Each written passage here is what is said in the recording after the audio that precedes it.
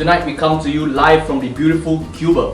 When you think of Cuba, you think of old world romance, you think of European architecture and classic cars. Havana Ooh Na Na, Havana nights, song and dance. Hard days, wild nights. It's definitely a country of sensuality and passion. Exactly. So, you know that it's very hard for a Muslim to travel to the country of Cuba? Also that's because the Muslim in Cuba, right, only makes up about 0.1% of the entire population. Yeah, the Muslim population is actually very young. They are mainly influenced by converts from exchange students from Pakistan, Yemen and Palestine. So it's actually really difficult to find an authentic halal restaurant in Cuba. So that's why most of the Muslims just cook at home. And that is precisely why we decided to do for a 10th episode, authentic halal Cuban food. But before that, let's all head back to Singapore. You know, it's actually really intriguing that someone has made a halal version out of this cuisine that is so heavily based on pork and alcohol. So welcome to El Cubanos, okay, the only halal Cuban restaurant in Singapore. Right, so El Cubanos has been around for almost 5 years. The owner is Sammy, and it was a challenge for him to recreate the authentic flavors of Cubanos or Cuban food without using lard. First dish on the right there is the cheese steak. Second one is the pulled beef brisket. And then we have the centerpiece for today, garlic prawns. Over here we have the grilled chickens, and we have last but not least the minty lamb. So as you can see over here, the name is called Cubanos. It's made with panini bread. How do you know it's an authentic Cuban sandwich? You can see over here, you have these lines, these grill marks. Authentic Cuban food, they will take a panini bread, they will put some protein in there, and they hot press it. Right, so to get that crispy, seared texture to the bread. We're now going to give a taste test to the ribeye cheesesteak. So it's apparently a prime ribeye, and then they cook it, sear it together with caramelized onions, cheese, as well as like a jalapeno sauce. Alright, so shall we give it a shot? This is good, boys. Let's go. Makan, guys. Sí. Vámonos. Vámonos, rápido. The beef is really good, very tender. To be very frank, there's nothing really special about this. Okay, yeah, the beef is soft. Pretty much that's about it. Very gelat. Yeah. From what I read, it's like panini breads made in Cuba itself. They are like made with like lard and gelatin inside. But it's cool, like they can still bring up that sweetness. They can still bring halal. Shall I give it some ratings? Alright. Very cool, right? I'll give it a 1 mangkok. It's just a normal meal and satisfies my cravings. I'll give it a half a mangkok. I think the flavor is not strong. Like I'm a bit confused as to what the flavor should be giving off. Okay, I'll give it a 0 mangkok. Okay, I don't hate it, but I don't love it. Yeah, it's just normal. For myself, it's also 0 mangkok, but I do have to comment on the tenderness of the beef. Other than that, it's like really nothing special. Like if you don't want anything funky, right, you can just go for this. Yeah. And so that totals up to 1.5 mangkok. Right, next on the plate, we shall sample the pulled beef brisket and panini bread. The beef has been slow cooked for 8 hours, so we expect it to be extremely tender. And also inside the bread, we have their secret special sauce. So in Cuba, the popular dish is pulled pork panini. So exactly the same, but with pork. So I guess for Cubanos, they substitute with beef. The flavor of the bread is stronger. Like there's more buttery taste as compared to the first one.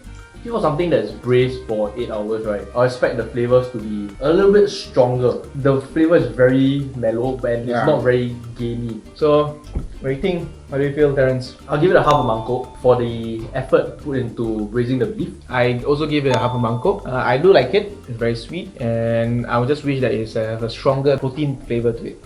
Yeah. I'll give it 1. The flavor is very strong.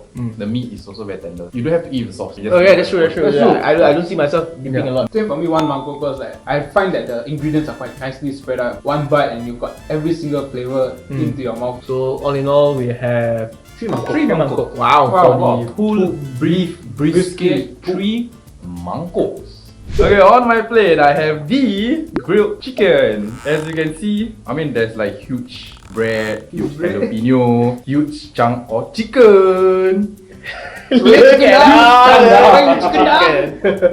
at all those chickens. Damn hard, but the taste, the flavor was there. But mine kosong. But anyway, let's give it a go. Grilled chicken kosong I order. But it's spicy. Uncle, I want grilled chicken. Siu tai. Siu tai. Kosong ah. For me, I grilled chicken. half a mangkok because I find that it's a bit too hard to chew on. But I love the sauce. Same. I'll give it a half a mangkok because flavor there, spiciness is there. Chicken is a bit hard. So yeah, I think that's about it. I will give it one mangkok. I really like it. The flavor is really strong. You know. So the closest taste that I could describe it is CP chicken. You know, CP drumlet chicken. Oh, the cutlet one, or the Pizza Hut wing. Oh, yeah, right. drumlets, Yeah, drumlets. Yeah, this is the closest you can get. So can you imagine that in between two sweet breads? For me, this would be zero mangkok. I kind of take the grilled chicken quite seriously.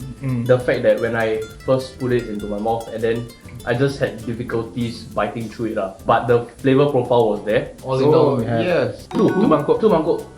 Right. Okay, we have the minty lamb here with us. We're gonna try the minty lamb. It is made out of minced lamb patty with creamy mint jelly. Let's give it a go and try what's inside. With creamy mint jelly. I don't taste the mintiness. Yeah. It's more like I spicy noticed that. jellies, yeah? I can smell the mint, but I cannot taste the mint. I think this one is an impossible meat. How should I take? What's your take on this? I'm the last person to ask, bro. Is this real meat? Hey, this is like impossible meat. Hey, don't lah! No, hey. Think about it. If you don't know what we're talking about, watch our previous episode. Yes. Is that the con? Oh, everything come out. Coming out. No jelly, the patty. So this is where the mint jelly went. Oh, nose to go running nose, right? Oh, nose. Back to the table, bro. Back to the table! Let's get back. To the ratings. Yes. I go first. Zero mangkok for me. I didn't really like the spices. I just didn't know what was going on. It was sweet, it was spicy. I really didn't know what I was eating. I'll give it a half a mangkok. I really like the taste. Why half a mangkok is because I think the execution could do some improvement lah. Like what Terence said, there's a lot going on. You don't really know what you're focusing on. Half a mangkok for me also. Like the thickness of the lamb is there, the meat is there, so you'll be full after eating this lah. And then, jeez, I don't know why you got so many things to say. For me, I'll give it one mangkok because for me it's like very Mediterranean vibe. Mediterranean vibe. Vibe. Sorry, I'm Indian. I got the vibe accent all the time. And then I love the spiciness. I need there to be some spiciness because the bread is too sweet for me. Right. Balance. It balances out. Balance. Yin yangs. So that's Two mangkok for the minty lamb. So on to the last dish, personally Best for recommended by the owner himself, the creamy garlic prawn. I want to ask you, no, because I got triggered or alarmed the fact that you, of all people, right, you actually voted almost everything zero mangkok. Some off balance, some is small little issues. Let's just hope that this creamy garlic prawn saves it. But they said it's damn good. They said it's chef recommended. So I'll let you know if I will travel all the way down just to eat this. Do you eat the head? No, bro, I don't. Are you serious? I suck the head only lah. My parents always said I avoid sucking the prawn head because Cholesterol. Yeah, but it's so sure. That's the flavors. That's where the flavors are at. Don't care about your one mangkok. Trust. The prawns are actually fresh. The garlic creamy flavor is infused in. So like even like middle part of the prawn, right, you can still taste the sauce. One mangkok. Take it, go, finish, end the story. One stuff, one mangkok for me also. Yeah, I think we can conclude that this is the best dish of all the dishes that you have seen on the table. And the total for creamy garlic prawn is 4 mangkok, worth the effort to travel down just for this. Is this creamy garlic prawn actually even Cuban? Yeah, it is actually. So the creamy garlic prawn has its influences dating back to the Spanish. It's very popular. You can find this creamy garlic prawn in tapas and a lot of Spanish dishes. The Spaniards bring it back to the Caribbean and share around, especially you can find it in Cuba. Since we have already given all our review and everything, right? So what was your expectation of the food? For me, right, is basically it hit 2 criteria. Right? I expected Cuban food to be spicy and sour, and yeah, it checks the tick box. I find that the Cuban food is very comforting. It's very familiar. I expect it to be very different. When you try new cuisine, you are very strong. I prefer very strong flavors. So for myself, I actually envision Cuban food to be full of spice, right? So in terms of strong, bold flavors. But then all I get was strong flavors, but the flavors are like very mashed as a whole. For me, I love food that is very comforting and something that I can resemble to. But I understand the fact that you guys like want a Cuban food to be very different from what you like. But it was very comfortable for me. Different food. It was different, but it was similar at the same time for me. So I guess you have already heard our thoughts. Not saying that it's bad, but do go down, give it a try for yourself. Yep, definitely. Make the judgment yourself. Right now, there are only one halal Cuban restaurant restaurant out there, and hopefully down the road in the future there is going to be more, so that we can revisit the episode again. So if you haven't watched our previous videos, click on this side. Don't forget to follow our social medias, like, share and subscribe. Okay, so let's wrap up this episode. Adios, amigos.